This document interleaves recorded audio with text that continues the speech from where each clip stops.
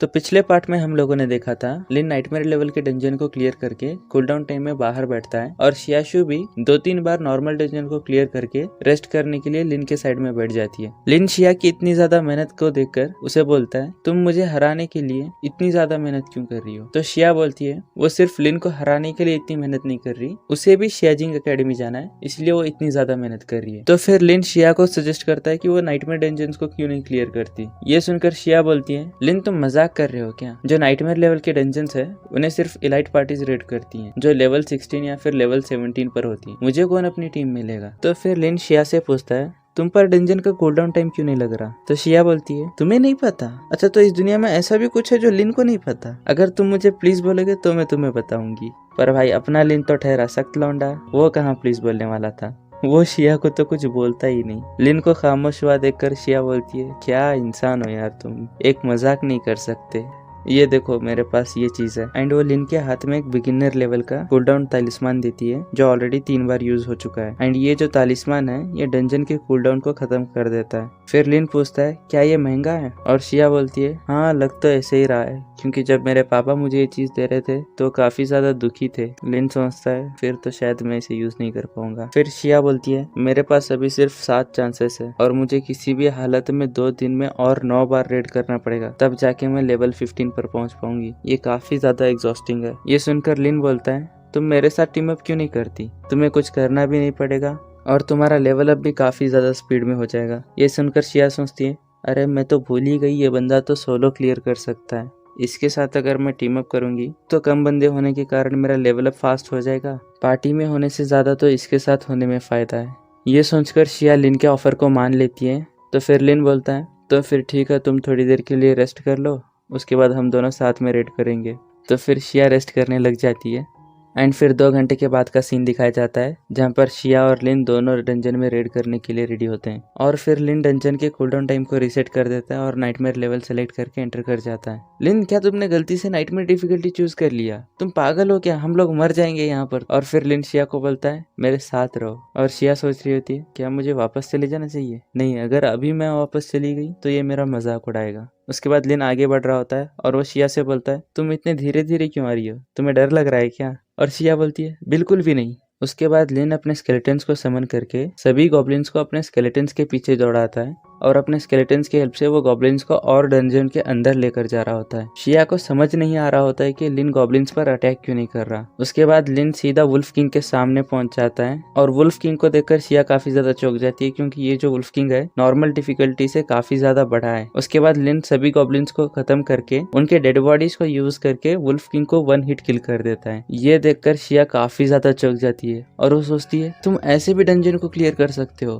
क्या? तुम पिछले कई दिनों से नाइटमेयर लेवल के डंजन को क्लियर कर रहे हो? शिया का सवाल सुनकर लिन बस हाँ में सर हिला देता है और उसके बाद वो डंजन में और अंदर जाते हैं और वो सीधा गॉब्लिन किंग के सामने पहुंच जाते हैं। यह देखकर शिया सोचती है, पिछले पार्टी में हमें 1 घंटा लगा था यहाँ तक पहुँचने के लिए और वो तो सिर्फ नॉर्मल डंजन था, ये तो नाइटमेयर लेवल है और हम यहाँ पर सिर्फ 10 मिनट के अंदर पहुंच गए। और लिन गॉब्लिन किंग को फिर से 1 हिट किल कर देता है और इस बार लिन लेवल अप करके लेवल 15 पर पहुंच जाता है और शिया का लेवल 12 भी 70% कंप्लीट हो जाता है। और गॉब्लिन किंग को खत्म करने के बाद लिन को 25,000 एक्सपीरियंस पॉइंट के साथ इस बार लॉन्ग स्वॉर्ड मिलती है, जो कि ना ही लिन के और ना ही शिया के कोई काम आने वाली है। इसे देखकर शिया बोलती है, क्या किस्मत है यार, काश ये एक स्टाफ होता। तो लिन बोलता है, क्या तुम्हें एक स्टाफ चाहिए? शिया बोलती है, हाँ, क्योंकि जो गॉब्लिन किंग का स्टाफ है वो लेवल 20 के नीचे सबसे पावरफुल वेपन है एक मेज के लिए। हालांकि मार्केट में ये चीज मिल तो जाती है, बट मैं फिर से अपने पापा को पैसे नहीं मांगना चाहती। ये सुनकर लिन उसके हाथों में गॉब्लिन किंग का स्टाफ पकड़ा देता है। ये देखकर शिया काफी ज्यादा चौंक जाती है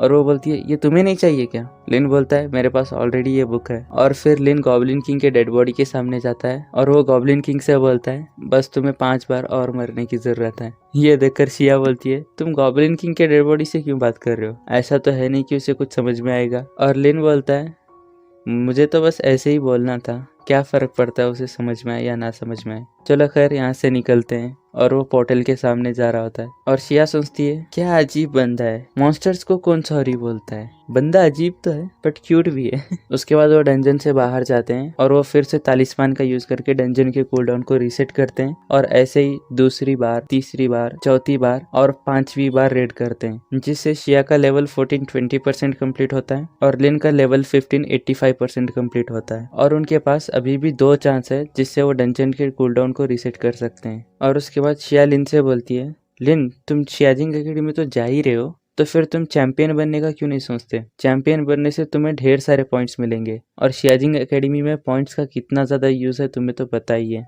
एंड इन सबसे बढ़कर तुम्हें जो है एक चांस मिलेगा ताकि तुम क्रिएशन सेमिनरी ज्वाइन कर सको। लिन पूछता है क्रिएशन सेमिनरी क्या है? शिया बताती है अगर जो शियाजिंग एकेडमी वो टैलेंटेड लोगों से भरी पड़ी है तो ये जो क्रिएशन सेमिनरी है ये टैलेंट के पीक लेवल बंदों से भरी पड़ी है और हमारे शिहाई सिटी से सीनियर सो शियान सिंह ही इसमें एंटर कर पाए हैं। और मुझे लगता है कि अगर तुम ट्राई करो तो तुम भी इसमें एंटर कर सकते हो और अगर ऐसा हुआ ना तो प्रिंसिपल तो 7वें आसमान में रहेंगे। शिया की बातें सुनकर लिन सोच रहा होता है मैं शियाजिंग एकेडमी तो जा ही रहा हूँ तो फिर इस क्रिएशन सेमिनरी को भी एक बार ट्राई कर ही लेते हैं। और वो डंजन के बाहर ऐसे ही सोच रहा होता है और तभी शिया को गाओयांग दिखाई देता है जो कि लेवल 11 पर है और वो अपने लिए एक सुटेबल पार्टी ढूंढ रहा होता है बट क्योंकि उसका लेवल काफी ज्यादा कम है इसलिए कोई भी उसे अपनी टीम में शामिल नहीं कर रहा होता है। यह देखकर लिन शिया को बोलता है चलो उसे भी अपने साथ ले लेते हैं और शिया भी इस चीज के लिए मान जाती है। और फिर सीन चेंज होता है और हमें डायनेस्टी गिल्ड का सीन दिखाया जाता है जहाँ पर डायनेस्टी गिल्ड के लीडर को एक बंदा काफी ज्यादा बना रहा होता है। वो बंदा बोलता है तुम्हारे दिमाग को किसी कुत्ते ने खाया था क्या? तुमसे किसने कहा था डंजन को रेस्ट्रिक्ट करने के लिए? तुम्हें क्या लगता है ये कंट्री वाले और एसोसिएशन वाले बस ऐसे ही डेकोरेशन के लिए है? अगर तुम्हें मरना है तो जाके डूब के मरो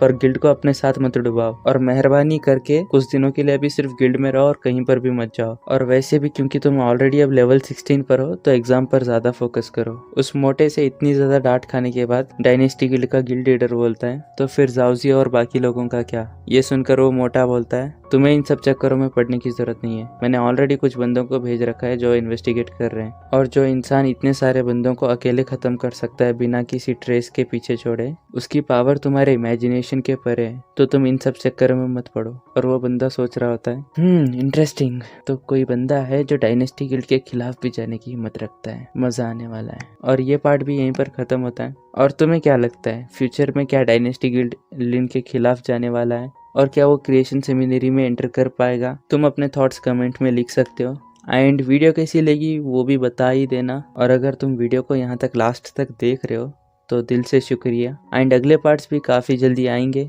मैं ट्राई कर रहा हूँ कि मैं डेली एक वीडियो डाल पाऊँ, तो ऐसे ही सपोर्ट दिखाओ, लाइक करो एंड हो सके तो चैनल को सब्सक्राइब भी कर लेना। और मैं मिलता हूँ अगले वीडियो में, तब तक के लिए take care and bye bye.